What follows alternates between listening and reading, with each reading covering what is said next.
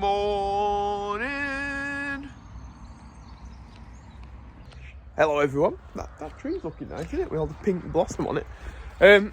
Hope everyone's having a great weekend. Let's go and get some farming done, eh? Let's go and get some farming done. I think I might have some cattle to take in a little bit later.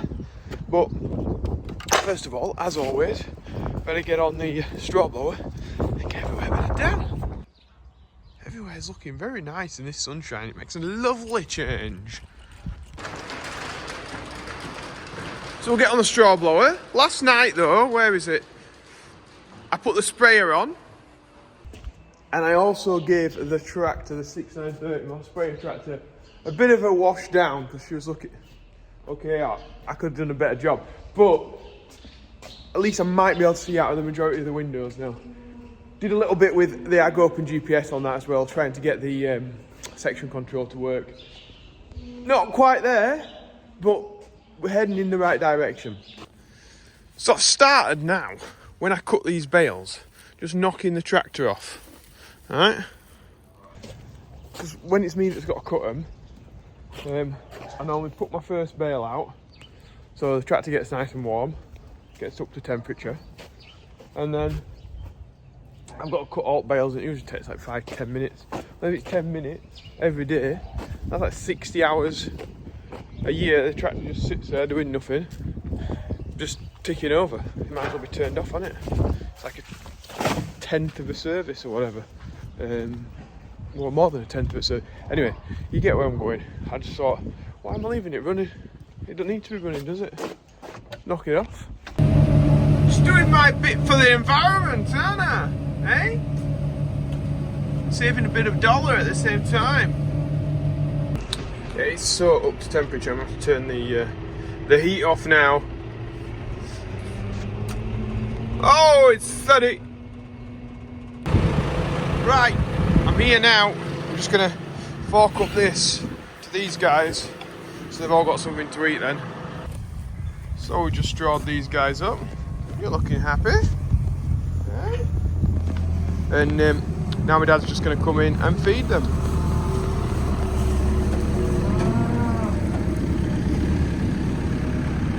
There we go.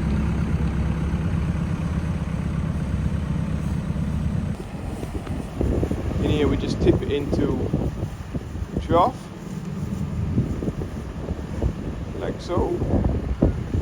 Quickly feeds them.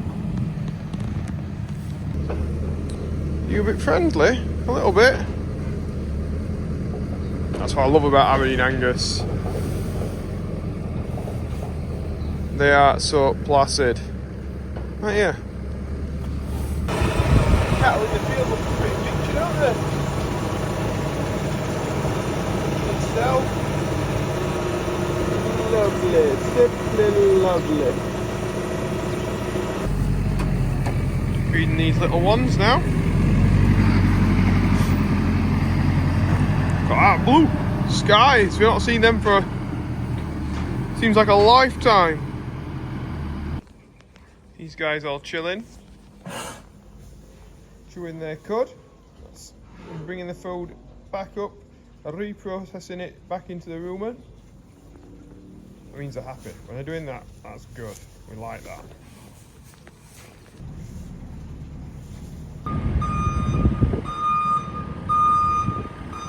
Down. Right, just had a drink.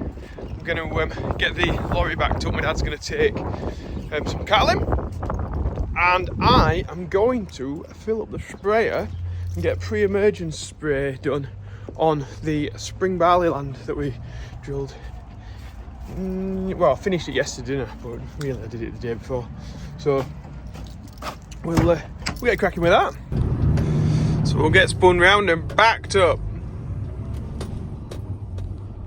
Right, so sprayer's all filled up with the stuff. I've got here the little CAN bus reader, which I was testing last night. It works, but it's not got the right amount of sections on it, so it thinks it's got 3 sections and the sprayer's got 7. So I messaged somebody last night, Andy, and he said do X, Y and Z and see if that works. So I'm going to try X, Y and Z now, and hopefully then, well, initially we're going to have it so that the auto steer, the GPS software, knows exactly which sections I've turned on and off, so it can colour in the map correctly. So that's a step forward, but then it's not much more of a step to change it into the auto steer controlling the sprayer and making it section control on an old sprayer. So yeah, it's an interesting little bit of kit. It's like a nice little hobby is this, but it does it's like puzzles. It sometimes throws things up and you get stuck for a bit until somebody gives you the next hand up. So if you remember, I need this to plug in this wire that connects it all together. So I'll put that in and then we should be okay. So that, yeah, is connected to that. They're together, yeah? The GPS is now connected into this, so it's reading the signals from the Amatron box, which it shouldn't be able to, but they've hacked the CAN bus, right? So that's fantastic. So when I turn all my sections on here, boom, yeah, it should come on the screen here. But if you see that we've got the yellow ones, it's only turning the yellow ones on, which I think are just these first 3 sections, and then the 4th one, it can't read it, it doesn't know that they're there. So there must be something in the code that's wrong, and I'm not a whiz with the code. I know how to upload it and everything. I do know a little bit, like, that I've worked out over time, but it's one of them you need to be doing it all the time to actually know what you're on about. Quite clearly I don't, so I'm going to leave that to the experts to look into. I have saved and sent it to the Arduino from the settings page in there, but it's not made any difference. Right, we're off. I've even cleaned my windows. People will be talking about me. They're that clean. Look at these signs here. Somebody's put, "Welcome to Mr. Grimsdale's potholes." Just another pothole in them. Oh, some local people got some comedy value here, man. There is quite a few potholes, like that was one. And I think a few people's cars have been damaged on this road, and the council have sort of like washed their hands and said, no, not us. Seen it on one local groups that yeah, a few people had their cars really smashed up because of them. We've already got somebody here, look.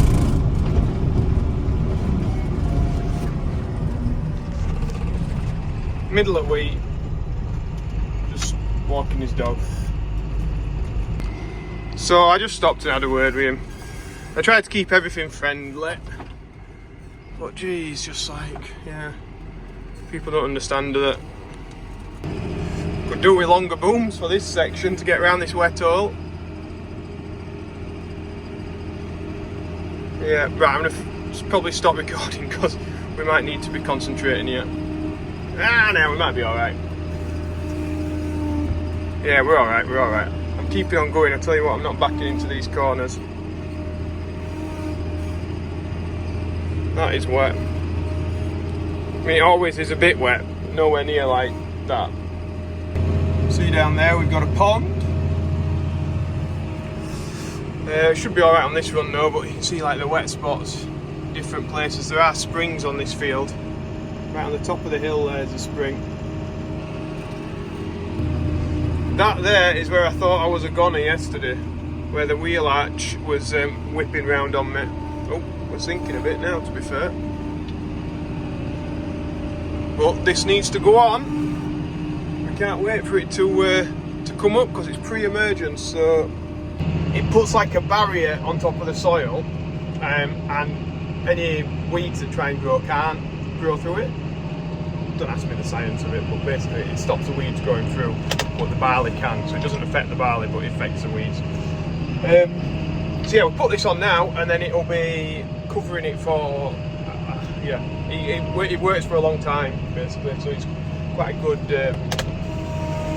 good way of stopping all the weeds growing until the barley's like up and away, and then it'll sort of outcompete most things anyway. So yeah, that's what we're doing today. That's what we're putting on. Bit of fly tip in there, sofa, lovely. We're climbing up the hill now. It's all right in this dry bit. I'm sure what it's going to be like when it gets wet. Here, she's looking a beast, all folded out.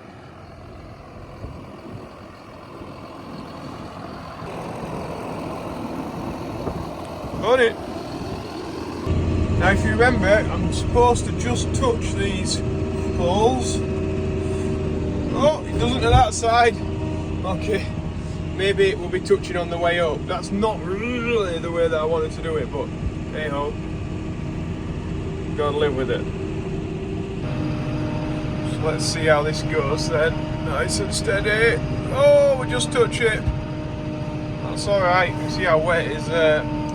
That was a bit of a struggle. The low drift nozzles that I've got on are doing a fantastic job. Gonna hit another pole, nice and steady. Oh no. Okay, well, that's a little bit concerning then.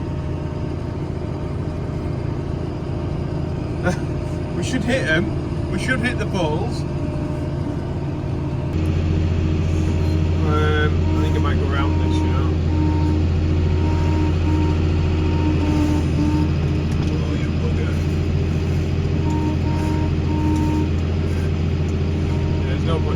Trying to drive through that.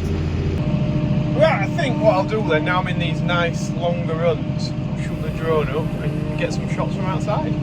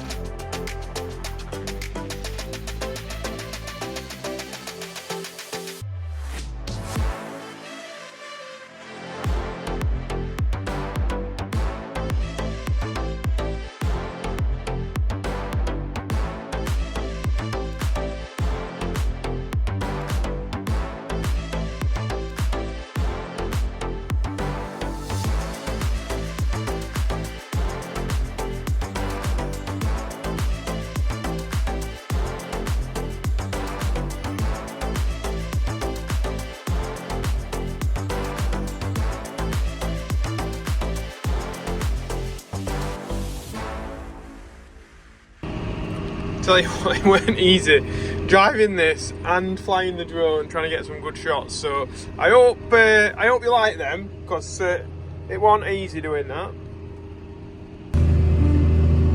So we're just washing out on the field now, making sure we're not double dosing on the headland. But you see, it's gone from green, from yellow to white in colour. Well, that's that as washing it out. Getting the clean water through it, because I think this yellow stuff's a bit nasty, a bit gluey. Right, we'll get out of here. See if we've got enough spray to do the bit that I did around those artillery embankments, whatever you want to call them. Yeah, see if we've got some left. So I'm back at the farm. Grandma's here. My dad is just feeding the mixer, filling the mixer even. So we're just getting a speed mix done now. Then I'll back it in the shed when he's put 3 buckets in it, so you can put the last ones in the shed if it spills out. Right, so I've just had my Sunday dinner. Of course it was roast beef and Yorkshire pudding and all the bits. Of course it was, everyone can put money on that, can't they? Now, as a bit of a change, my dad's gone to pick the spray up for me from our local spray dealer that opens on a Sunday. I'm going to get on the drill. There's some little patches all over the field where they've been doing some archaeological digs, and it's a field of wheat, but we're gonna stitch in spring barley into the places where they've done it. That way, you wouldn't normally do that if you were an arable farmer, because you're mixing your wheat and your barley together in one field. That means you can't have a barley pile there and a wheat pile there. You can't have it mixed together. But because we feed everything to the cattle, we can do that. We can harvest it all at the same time. We'll probably spray it off or something, and then we've got a use for it, haven't we? Otherwise, all we're doing is leaving that ground bare. It's not going to produce anything. Weeds are going to be very successful there, and yeah, I don't know. It just don't feel right. Like, we're farmers. We're here to produce food, and leaving bits of land bare doesn't really fit with, I don't know, ethically what we do. Or how we see it anyway. So yeah, that's what we're going to do. We're going to patch it up. So we got plenty of fuel in. We got some seed in now, and we'll get headed off to the field. Back up here, you see all these little landing strips. That's what we're going to do. There are quite a few of them. Well, I say I'm going to start, and my dad's going to come with the spray and then swap me. Right, so I'm not sure how successful this is going to be, but we're going to give it a shot. Yeah, it's not doing a bad job, really. What I'm having to do now is deepen the power harrow, so we have to change where we put these bolts. I think it was there. We need to keep it the same as the other side. Put these through, make it go deeper. This one here is quite wide. It's like 9 meters wide it is.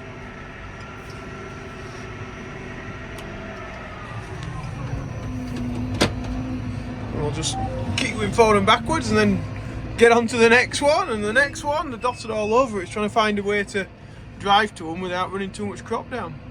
So I'm leaving my dad to that, and we'll go and use this spray up.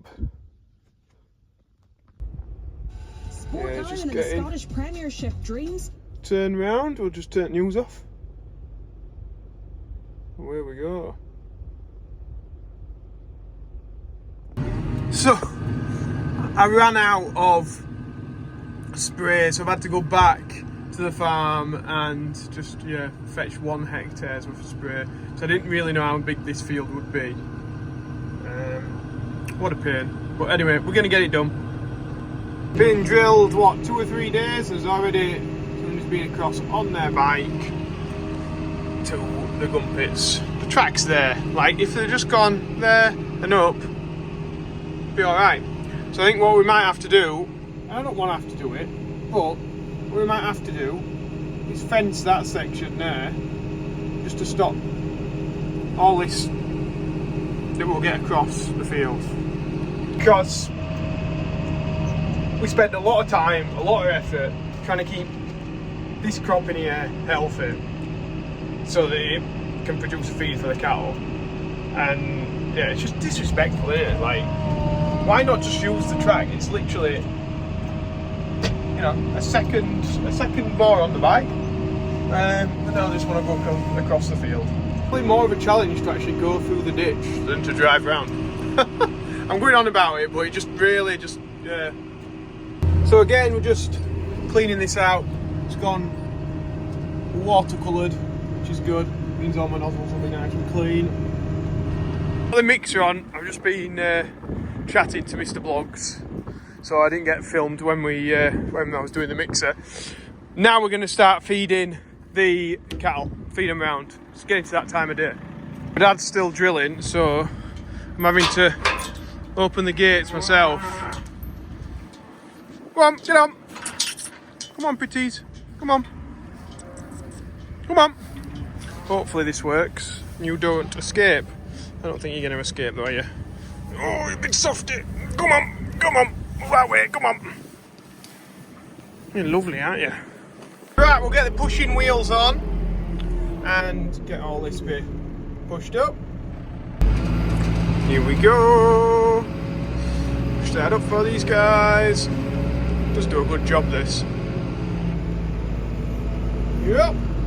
I've just checked and it looks like today's video is very, very long, so I apologise.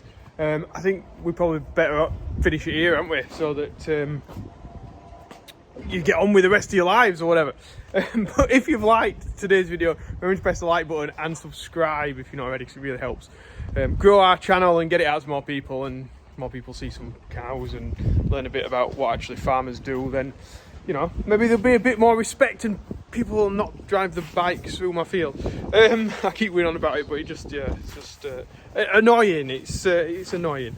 But yeah, thanks for watching, guys. I massively appreciate it. Hope you've had a good weekend, and no doubt we'll see you in tomorrow's video. Business. Bye.